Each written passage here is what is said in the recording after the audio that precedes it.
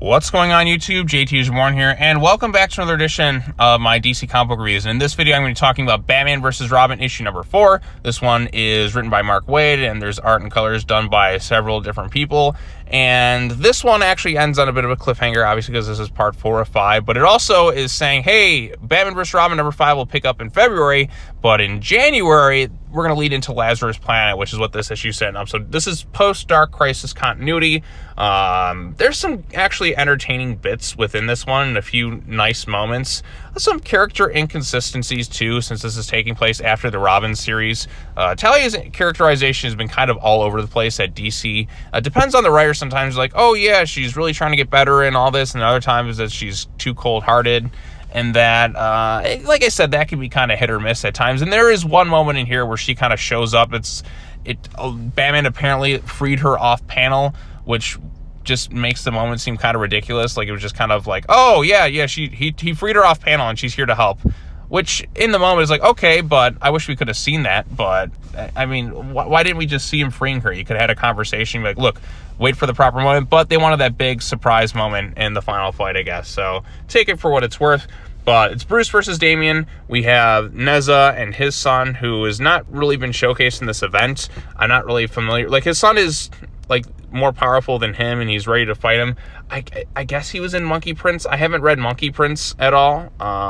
So I guess I'll have to check it out to know more about Nezha's son, because I didn't see him in World's Finest, and I haven't seen him in this book up until really now. But we also see a bunch of magic users. There's Jinx, there's Raven, all drained of substantial amounts of energy into the Helmet of Fate. And then we have Damian in the Batman 666 suit versus Bruce. So this is it. This is their big culminating fight. Damian, of course, is possessed by Nezha. And one of the moments I do like is Bruce talking about the different fighting styles. Nezha's just relishing in this whole entire fight between the two of them.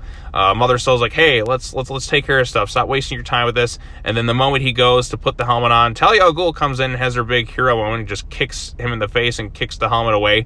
And then Batman puts it on and he becomes Dr. Fate, but he doesn't want to submit fully into the magic per se, so he's in a little bit more of a weakened state. But basically, he frees everybody of Nezha's influence, and Damian is finally free of it. And then he goes toe-to-toe with Nezha, wearing the Dr. Fate helmet, using all the magic he possibly can. Damian does apologize, like, Father, forgive me. He's like, I already have. Now go help your mother kick Soul's ass. So I thought it was kind of cool. And then it's Batman versus Nezha and some really cool stuff. I mean, Batman wearing the Dr. Fate helmet is really cool. Waid has showcased some pretty epic moments where it's Nezha versus Batman in some way.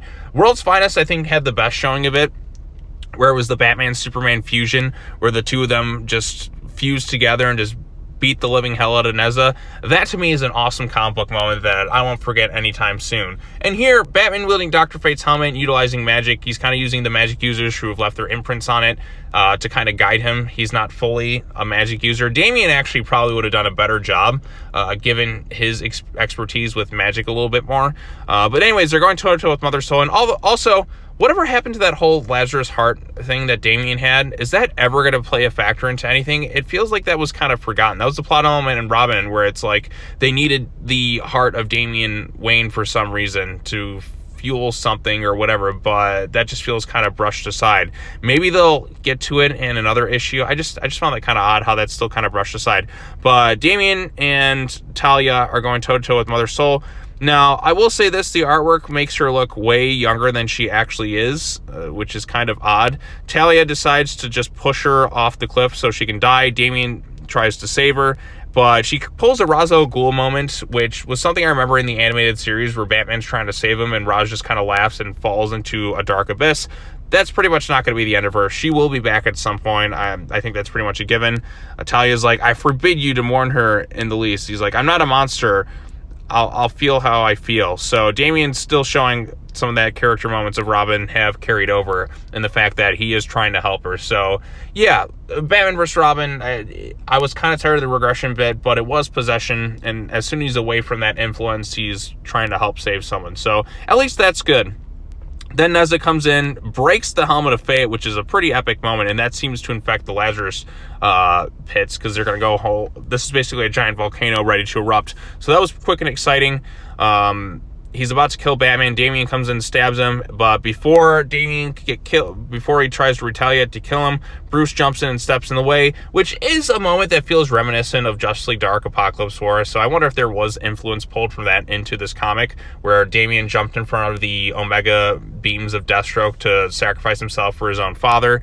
But Batman still eventually comes back. There is a moment here where she's like, Damian, I'm sorry, he's gone, beloved, and all that. So there's some moments in that there too, but then Nezha's son kind of comes in and just starts beating the hell out of him. They all try to flee, and they do kind of resuscitate Batman, and basically the Lazarus volcano is ready to erupt and explode, and all sorts of crazy stuff is going down. So this was a pretty enjoyable issue for the most part. There's some good epic action and art moments sprinkled in throughout. The possession is kind of done. They're setting up Lazarus Planet. There are a few moments that just kind of make me groan a little bit. The fact that Talia is just, off screen, I just brought her in and all that stuff, which was, why didn't we see that? It just felt kind of convenient in that regards, and there is some inconsistency at times with characterization between this and other books, and that kind of tends to happen with all sorts of different writers working on the same materials at DC.